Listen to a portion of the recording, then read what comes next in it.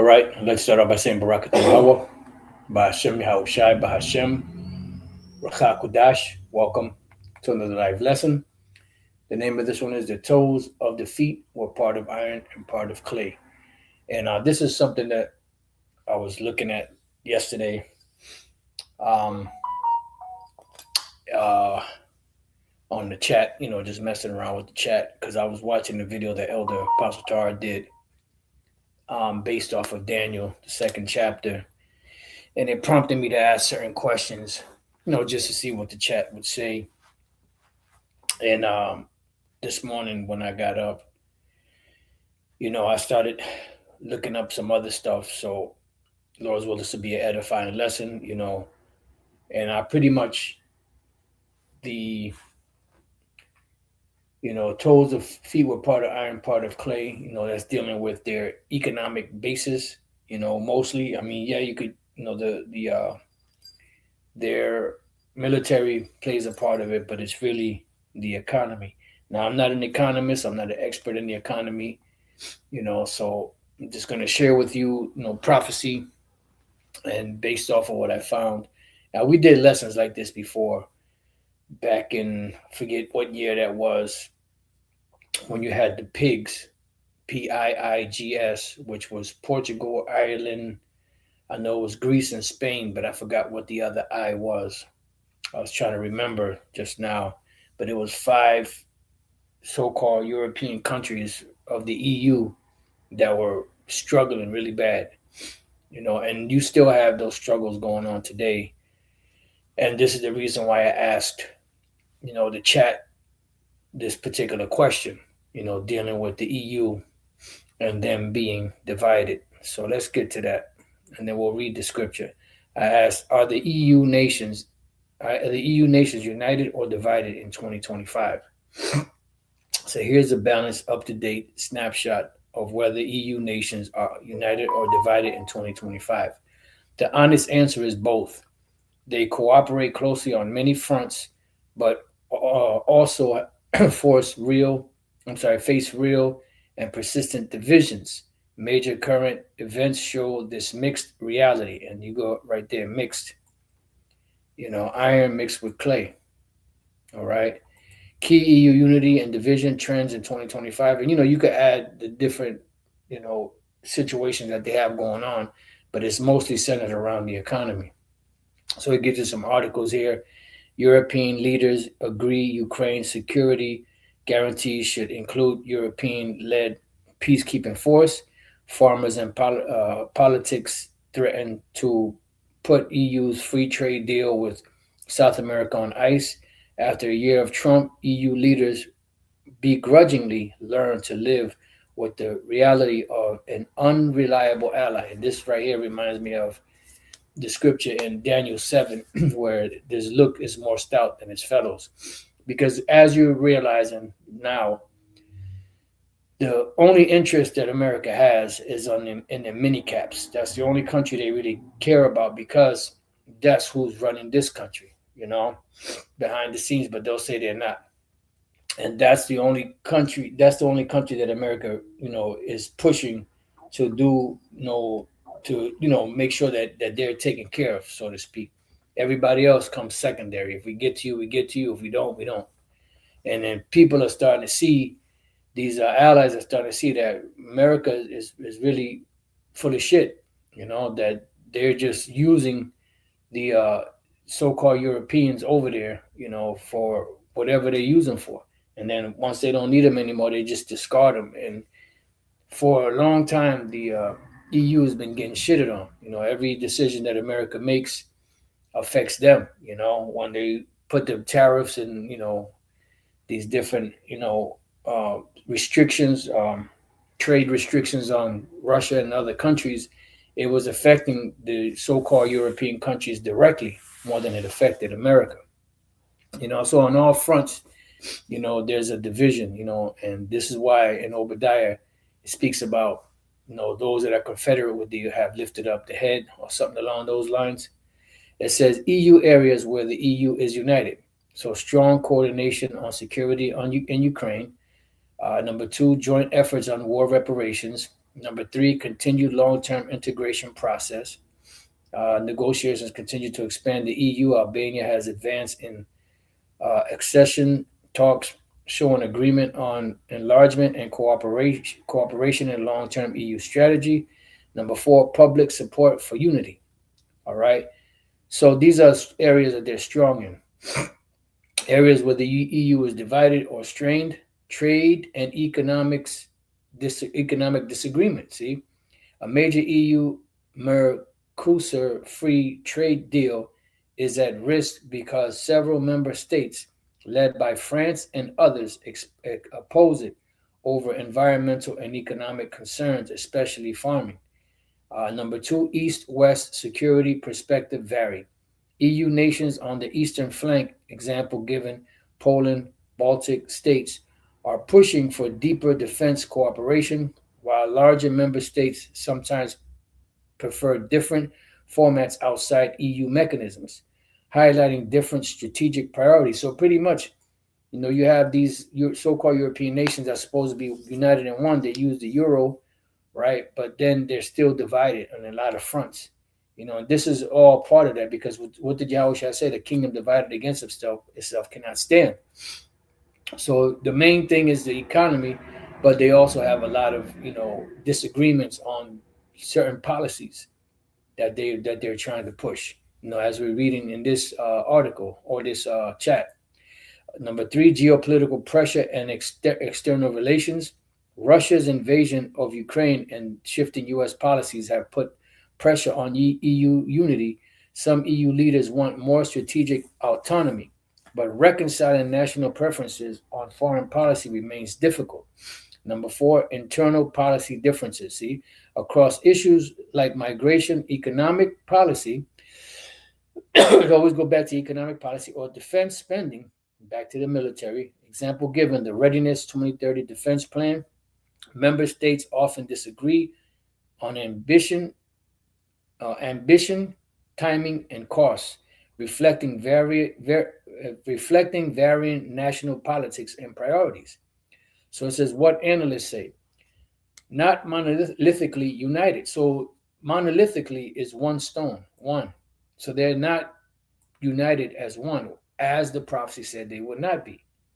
Matter of fact, we're going to come back to this. Let's go to Daniel 2. We're going to start at 40. And when you read this, the even in the blue letter now, they break down what each beast or part of the beast represented. Whether it was Babylon, Middle Persian Empire, Greece, or Rome. Now, when you come down to Rome, Rome had a two-part rule, but it wasn't specified, as that in Daniel the second or the seventh chapter, But through the Spirit, we found out that there was a second leg, so to speak, of the Roman Empire, because the Roman Empire that we knew of old already, perished. If it fell, you know, people still speak about the great collapse of the Roman Empire. So the Roman Empire, as it was back then, in Rome being the head of it, is no longer around like it used to be, but it's been revived through the Renaissance and pretty much when America was established. It took on the same powers and the same war strategies, economic strategies that the ancient Roman Empire did. So when we read here in Daniel 2 and 40, this is dealing with the Roman Empire, which is the fourth beast. And the fourth kingdom shall be strong as iron, and the iron represents their military, but you could also throw in their economy in there, right? But it's mainly going in, the iron part is going into the military. And for as much as iron breaketh in pieces, Salaki, that's dealing with the military, not the economy. For as much as iron breaketh in pieces and subdueth all things, and as iron that breaketh all these, shall it break in pieces and bruise, right? And that's what they did as the Roman Empire. They were stomping out all of the different nations through their military, not their economy. Okay, because I was thinking about the iron and clay, but that's dealing with the iron part. All right, and whereas thou sawest the feet and toes, which is what 10 toes, and those 10 toes represent the so-called European nations, your EU. Back then, when it was first started, they started their charter in March of 1957, but they started the talks in March of 1957, but they got their charter in January 1st of 1958. That's when the EU or the EEC was established, which is the European Economic Community, and they had different parts, different components, of it, but that was one of the main ones. It says part of potter's clay and part of iron. Right, the kingdom shall be divided, and this is what we see in here. It's divided.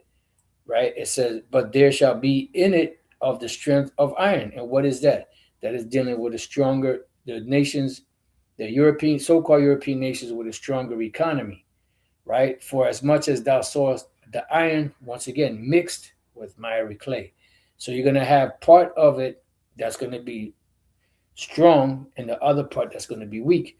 And the strong parts cannot keep, upholding the weak parts because it's making them weak. It's just like if you have a situation going on in the body and you have one organ that is failing and is not as strong as the other organs have to work harder to compensate for that weaker organ. And if that weaker organ keeps getting weaker and weaker, the other, stronger organs eventually will get weaker themselves because they have to exert more energy to help that particular organ, and they can't focus on just working on what they were created to work on. So this is the division that's going on in the EU, and that's been going on. And then on top of that, different policies that are set up and established, they can't agree on all of these different policies.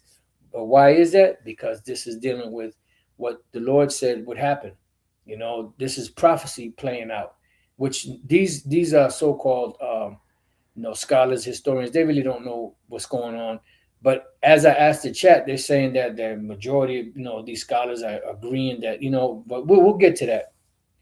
And I was like, huh, since when? So it says, for as much as thou sawest the iron mixed with miry clay, and as the toes of the feet were part of iron, and the toes represent what? The EU. When the EU was first established, really, when you go back to the origins of the EU, it was 6 member nations. And then 70s, 80s, they expanded more. And I think it was 90s. It was either 80s or 90s. I think it was 80s when the last member, not the last member, but which would be number 10, joined, which I believe that was Greece, if I'm not mistaken. So when you look at from the beginning, the 6 nations, and then the rest that came to it, when you count it all, it's 12. But really, when you go back and you look at the regions where they're at, it's really 10, because the UK, United Kingdom, that's Britain, Ireland, Scotland. These major. That's pretty much one. All right, but Scotland is not a part of it. It's really the Great Britain and Ireland. So that would be one. That really wouldn't be two. When you go down to Spain, you have Spain and Portugal. Spain and Portugal are really one, but they're split up as two. And this is why when you look at the flag of the EU, they have 12 stars. Those 12 stars represent the 12 foundational members, but it's really 10 when you look at the whole scheme of things. All right. So, and as the toes of the feet were part of iron and part of clay, right? And even in the New Testament, in the book of Revelation, it speaks about these 10 toes. All right. Or should I say, it speaks about them in a different way. It calls them the 10 horns. And part of clay, as the kingdom shall be partly strong and partly broken. And this is what we're witnessing right now. When we go back here, right? So it says, what analysts say, not monolithically united. Recent analysis highlights 3 major fault lines dividing EU decision making on foreign policy, economics, and strategic autonomy. Right? So you have the economy. Once again, Despite the EU's importance on the world stage, right? It says unity under pressure. Some argue that disagreements, especially over how to respond to external powers like the US, Russia, and China, could both strain unity and push the EU toward deeper cooperation depending on how leaders respond. Right? So they're being, united, they're being pressured, but there's still that division. In summary, EU nations are cooperating closely on major priorities like Ukraine, strategic security, enlargement, and responding to global threats. And public opinion strongly supports unity. But they are also divided on key trade, defense, and policy choices due to differing national interests, domestic politics, and strategic priorities. So if they're divided in that, that means they can't come together. That means they cannot stand as a powerful unit. Okay, just like the prophecy stated. So in 2025, the EU is not either fully united or completely divided. It is a union balancing cooperation with conflict. So they have these conflicts. This dynamic tension is part of how the EU has historically evolved, achieving unity through addressing shared disagreements. Right? So the next question I ask, could that division be linked to the prophecy in Daniel 2:41 to 43? And the chat said yes. Many people do link EU division to Daniel 2:41 to 43. And I'm like, who, what many people?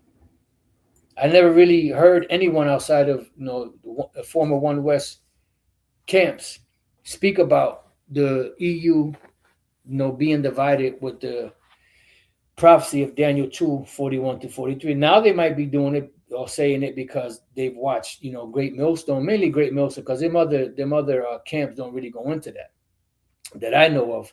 I've never heard them really go into prophecies like that. They're always too concerned about keeping the laws, which, yeah, you keep the law. Yes, beautiful. But there's prophecies going on. There's major things going on that we're supposed to warn Jake about. You know? Says so. Yes, many people do link EU division to Daniel 2:41 to 43, but it's important to be clear about what kind of link this is. It is interpretive and theological, not something historians or political scientists would claim as a factual fulfillment. Yeah, but who the hell made them the authorities? You know. So it says here's a careful breakdown. The passage in Daniel 2:41 to 43 summarized. In Nebuchadnezzar's dream, interpreted by Daniel, the statue's feet are made of iron mixed with clay. Iron, strength; clay, weakness.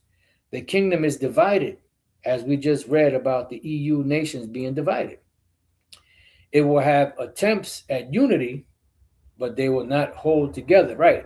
So they're, as we read up here, they're being forced. There's a they're being unity under pressure, right? But that unity under pressure is not going to hold.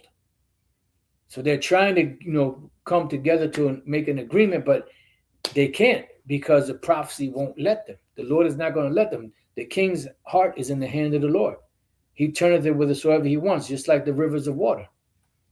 It says they will mingle with the seed of men, but they will not adhere to one another, just as iron does not mix with miry clay. And this is why Nebuchadnezzar in the dream saw this.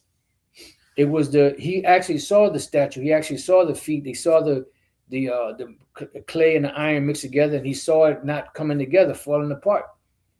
Because these nations, these so-called European nations, cannot form a bond together and unity, where everyone across the board, gets a fair share, so to speak. It's not going to happen because prophecy dictates that it's going to be the opposite. You're going to have the partly strong, partly weak.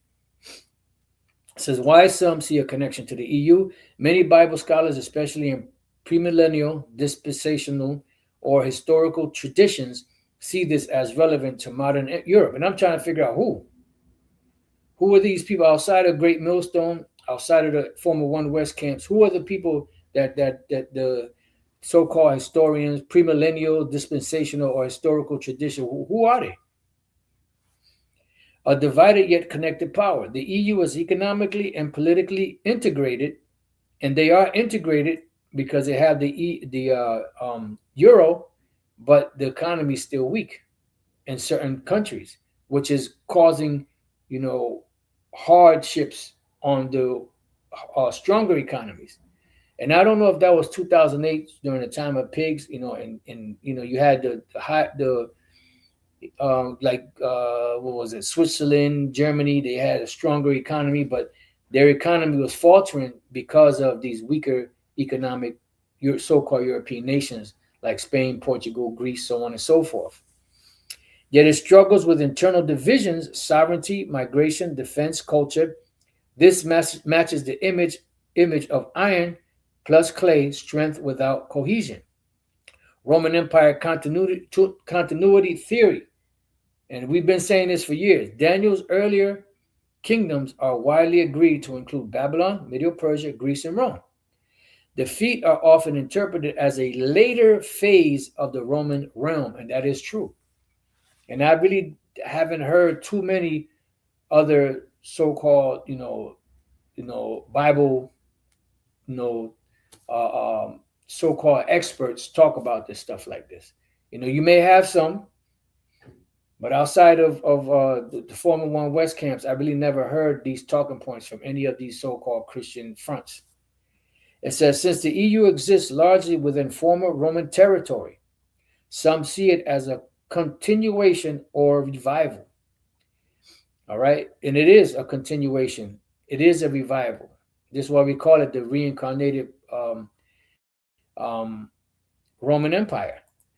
Because when you go to Revelation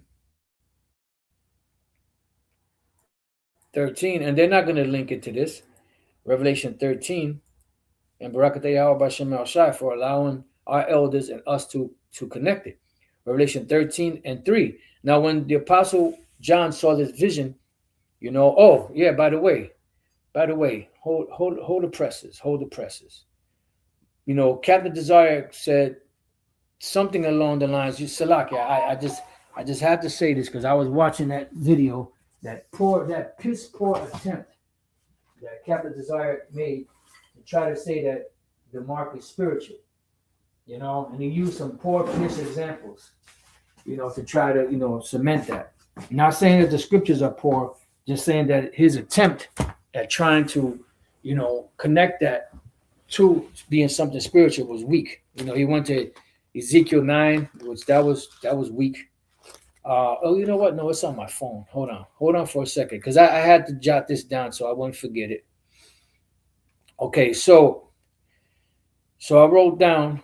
Well, so pretty much, so he's saying that that's symbolic, right? And then he said he tried to use Deuteronomy 11 and 28 to try to say that the frontlets and all that was spiritual. No, that was actual. All right.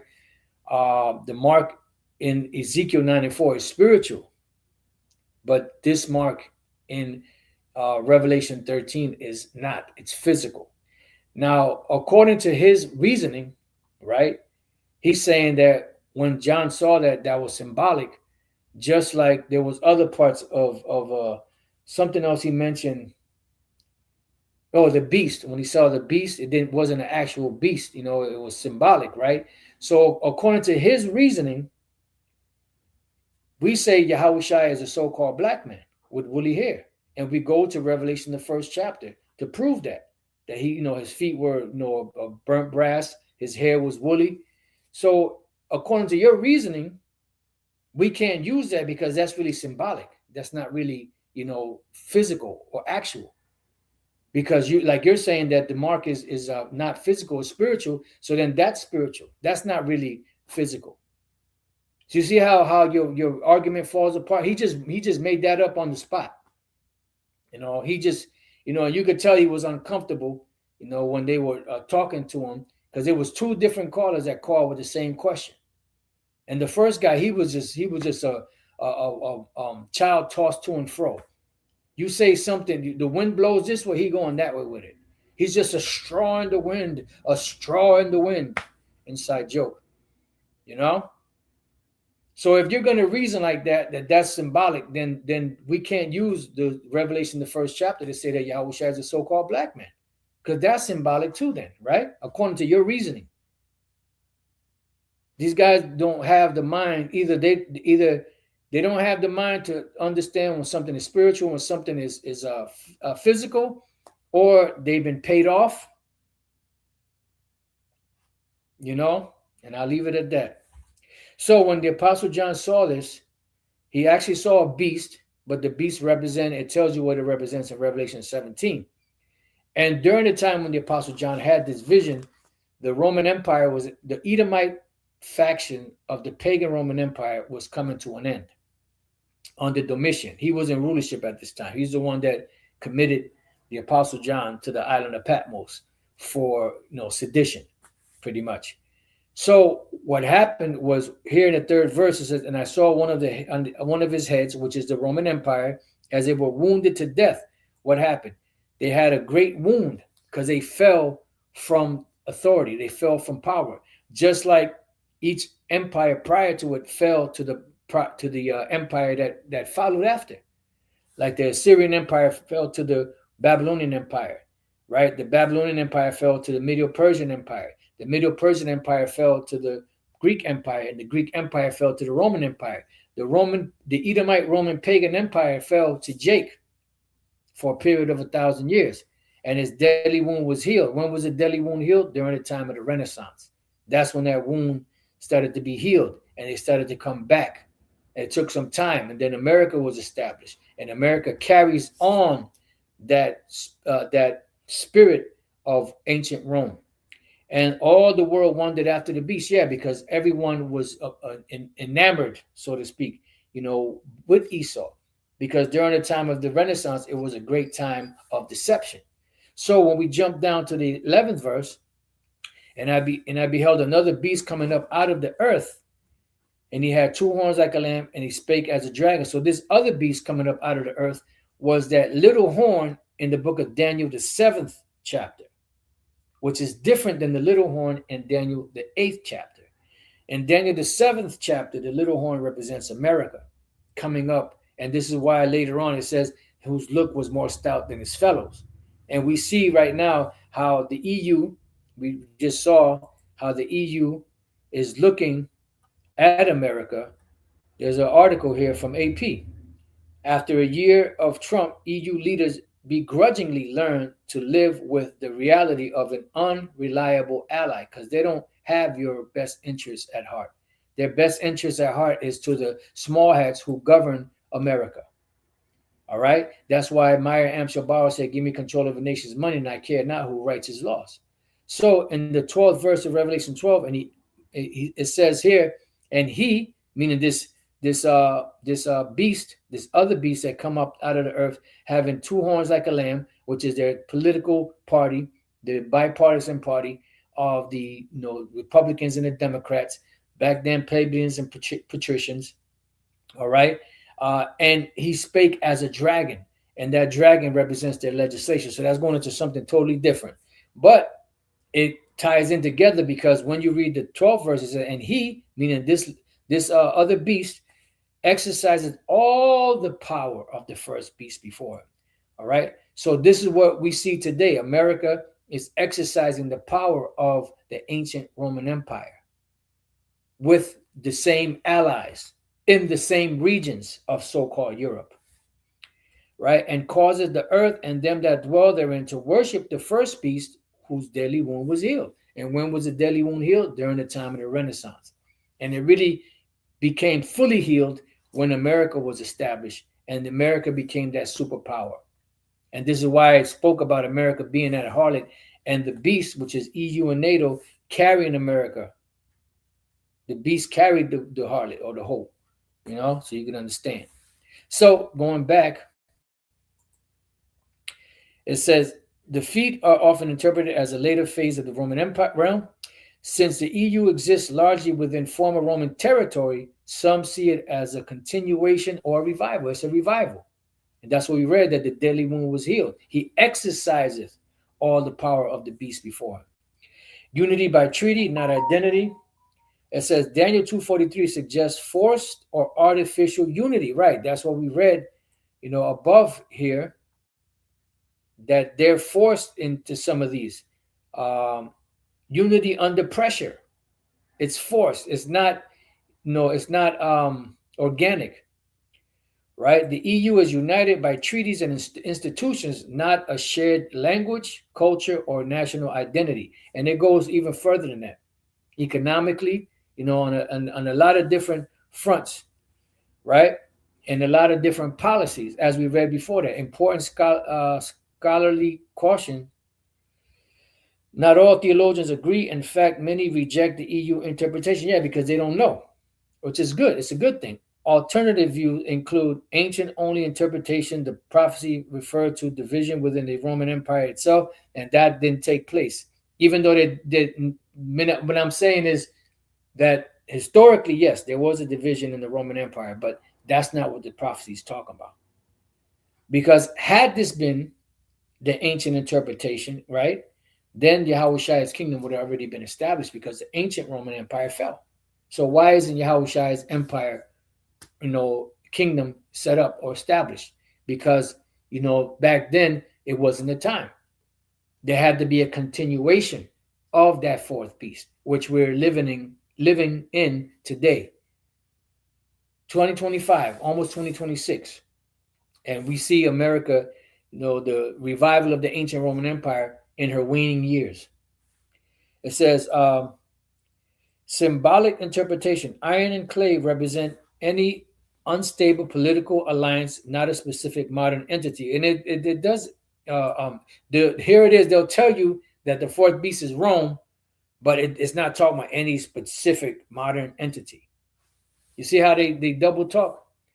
Future unknown fulfillment. The prophecy applies to a yet to appear political system. No, we're already in that political system.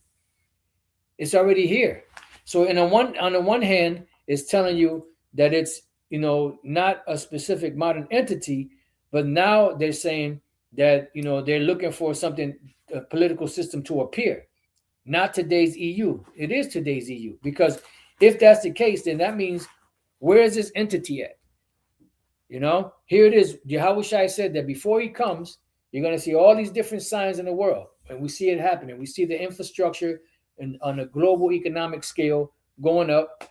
They're setting up the system to be able to buy or sell. Through this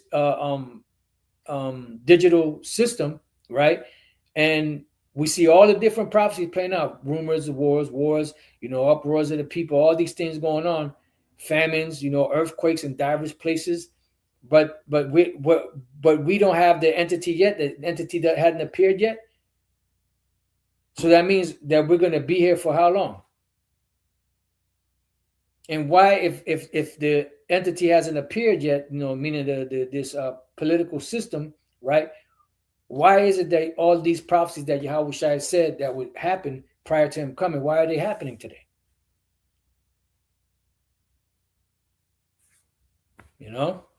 It says mainstream biblical scholarship generally does not identify the EU explicitly with danger because they don't know. They don't know.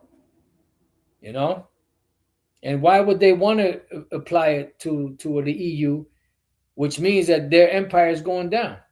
So of course they don't want to. They don't even want to entertain that thought.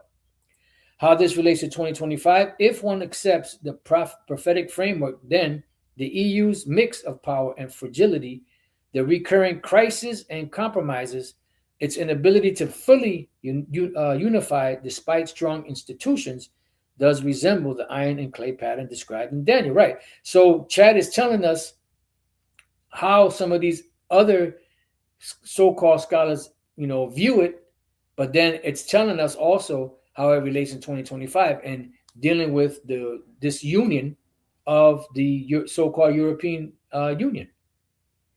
It says, but from a neutral standpoint, we're not looking for the neutral standpoint. We're looking for what is. All the signs of Yahushua coming back are there. So who is this entity? And what nations on the planet Earth fulfill what we're reading in the book of Daniel 2? That's the so-called European nations, the EU. The resemblance is theological interpretation, not proof. The proof is how it's playing out on the planet Earth as the prophecy stated. What more proof do you need? Oh, because it ain't stamped by the so-called scholars today, historians. Who made them authorities? Wisdom of this world is foolishness with the Most High. The text allows multiple plausible readings. No, there's no private interpretation of the scriptures. Let's go to 2 Peter 1. And we'll start at 19. I like 19. It says, we have also a more sure word of prophecy. So the more sure word of prophecy is going to play out as the Lord. He said, before it comes to pass, I tell you of it. So we're seeing it play out as the scripture or as the prophecy stated. So what more proof do you need? Oh, it's not stamped by modern scholarship? Yeah, and it says, whereunto you do well that you take heed, as unto a light that shineth in a dark place, unto the day dawn and the day star arise in your hearts. Right. And if you're not a part of the elect, you're not going to see it. I saw Elder Pastor was just doing a premiere, dealing with if you're not a part of the elect, you're not going to get it, something along those lines. So if you're not a part of the elect, Yahweh Shai's light is not going to shine upon you. If you're not Yahweh Shai's elect, you're going to sell out.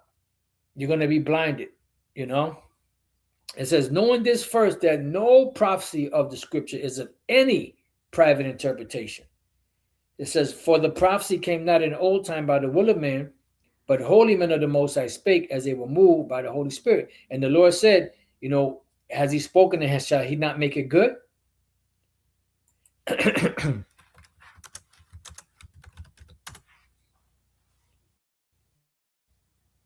Just bear with me 1 second.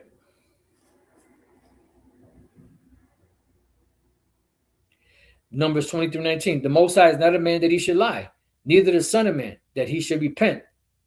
Have he said, and shall it not?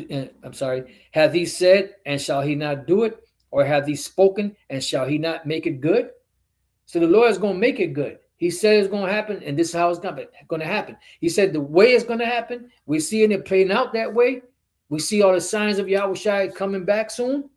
So what other entity is fulfilling that, prophecy in Daniel 2? It's the EU. And it's no coincidence that they started off with 10 member nations, even though they have 12 flags, on their 12 stars on their flag. So going back, it says the text allows multiple plausible reading. No, there's no private interpretation. History has seen many iron and clay alliances, not just the EU. Yeah, that could be possible. That is possible. But did you see all those signs that are happening today? Did you see the digital system going up, the technology that you have today?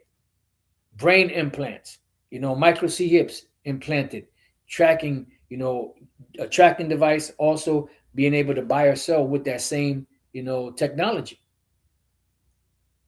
See? So all those other iron and clay alliances that they've seen, where were all the prophecies happening? Where was the infrastructure, this technological infrastructure that we see today on a digital global scale? Come on, man, stop playing. Bottom line, yes, EU division can be linked to Daniel 2:41-43 with certain prophetic interpretations, right? But it's certain. It's a more sure word of prophecy. No, this link is not universally accepted, and we don't give a shit if it's universally accepted. What if not? What if some do not believe? Shall their unbelief make the faith of the Most High without effect? Let not their incredulity trouble thee, nor demonstrable in a historical or scientific sense. But the bottom line is it's happening. All the signs are there. So if it's happening and all the signs are there, you can't just say, well, it's not accepted. Just because you don't accept it, don't make it so. The passage speaks most clearly about fragile unity, which the EU undeniably experiences, whether or not one sees it as prophetic fulfillment. So chat is telling you what it is, but then throwing out other scenarios from other points of views. But we being men of Yahweh Bashem Shai, we are able to sort and pick through the meat, get the meat and spit out the bones. So if you like, I can, not, that's all good right there. So going back to Daniel 2, oh, matter of fact, Slakia. So what I typed in on just regular Google, it says, are the EU nations divided economically? Yes, European Union nations are indeed economically divided, and that goes back to the prophecy. All right, they're divided on other front. They're united on certain things and divided on other things, certain policies. But economically, they are also divided, exhibiting significant disparities in wealth, income, and economic structure. While the EU, as a collective entity, boasts a strong overall economy and has policies in place to foster convergence, iron, substantial differences persist between and within member states, creating complex regional divides. Clay. So you have the strength of iron, but you have the weakness of the clay. Nuanced picture. The notion of a single uniform EU economy is a simplification that makes a more intricate reality. The EU's economic landscape is characterized by a core periphery dynamic, generally along north, south, and east west lines. Although recent trends show some interesting shifts, overall strength and global position. Collectively, the EU economy is one of the world's largest, behind only the United States and China in terms of GDP. The single market facility immerses internal trade, contributing to overall prosperity and providing collective strength on a global stage. Yeah, and but you also have the weaker parts of it, right? The Gini coefficient, which is pretty much a measure of inequality in wealth. In other words, you have a handful that got more and a bunch that don't. So it's pretty much, just to try to simplify it, in the simplest terms that I can explain it. It's just like you have what they call the 1% that owns the majority of the wealth. Then the 99% has basically don't have shit. But then you have those that even have less than that. So there's an inequality in the wealth. It's like a wealth gap, right? When you look this up, the Gini coefficient. For the EU as a whole, a measure of income inequality, see, it's a measure of income inequality, is lower than the world average, suggesting a more egalitarian distribution of income in a global context, meaning more equal, but they still have that weakness, as we read, part strong and part weak. Where is it? Right there. Gini ratio measures, this is another name for it. Gini ratio measures inequality in income distribution among individuals or groups. All right. This would be like the Occam's razor explanation. And it was a combined effort between this individual Gini, which was a statistician, an Italian statistician, and he got information from an American economist, and this is how he came between that American economist and him. He came up with this thing called the Gini ratio. All right, and the other guy's name, I forgot what it was.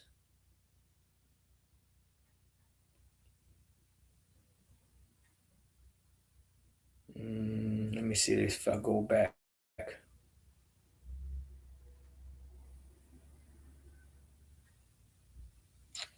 One more.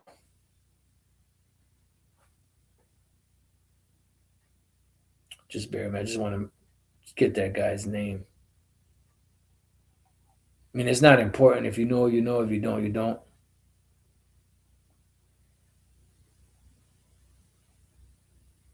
Right here, history. Italian statistician Corrado Gini developed the Gini coefficient, also known as a Gini ratio, so on and so forth, and published it in his 1912 paper, Variabilità et Mutabilità, English Variability and Mutability, building on the work of American economist Max Lawrence. Okay, so it was a combination. He built on this individual's strategy. All right.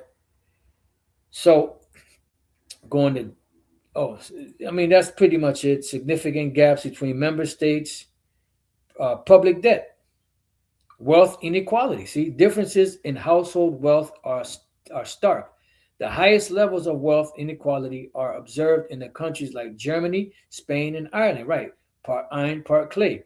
While Slovakia, Poland, and Czechia have among the lowest GDP per capita, home ownership. So there's a gap in the wealth, and there's also a gap. Like when you go back, I forget if that was 2008. When the pigs was around. You had them other European countries that were faltering on their debts, and the stronger ones like Germany, Switzerland, so on and so forth, were suffering because they had to put more in the pot to cover these other individuals. You see, that's the prophecy right there. Partly strong, partly weak. So going back to Daniel 2, let's read this again. And Daniel 2 and 40. And the fourth kingdom shall be strong as iron, for as much as iron breaketh in pieces and subdueth all things, that's their military. And as iron that breaketh all these shall it break in pieces and bruise, right? Because it took over all those empires before. And whereas thou sawest the feet and toes, part of potter's clay and part of iron, the kingdom shall be divided. And we see that happening. We've just read some examples of their divisions, economically also. But there shall be in it of the strength of iron, right? You have stronger economies, for as much as thou sawest the iron mixed with miry clay. And as the toes of the feet, which is the EU, it says, were part of iron and part of clay, so the kingdom shall be partly strong and partly broken. And we see that happening. A kingdom divided against itself shall not stand. And whereas thou sawest iron mixed with miry clay, they shall mingle themselves with the seed of men. In other words, they're going to make alliances and try to come together for a solution, but they shall not cleave one to another, even as iron is not mixed with clay. And you cannot break the prophecy. It tells us in Proverbs 16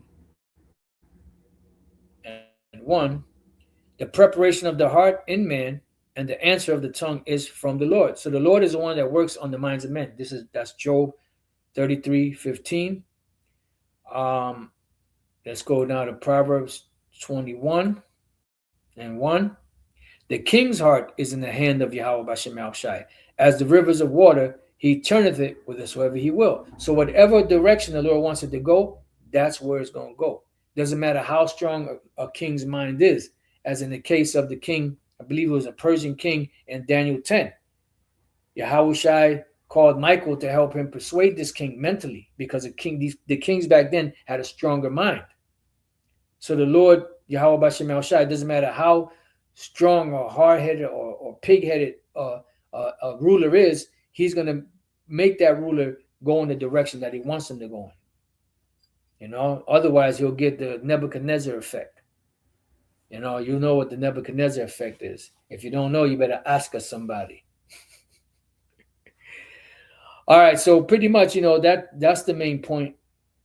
I just wanted to share that with you, building off of the lesson that Elder Pastor did, dealing with the EU, because I asked, are the EU nations united or divided in 2025? And they are both, just like the prophecy stated. It will be partly strong and partly weak. So with that, I pray that you brothers and few sisters have been edified. Till the next time I say, Shalom.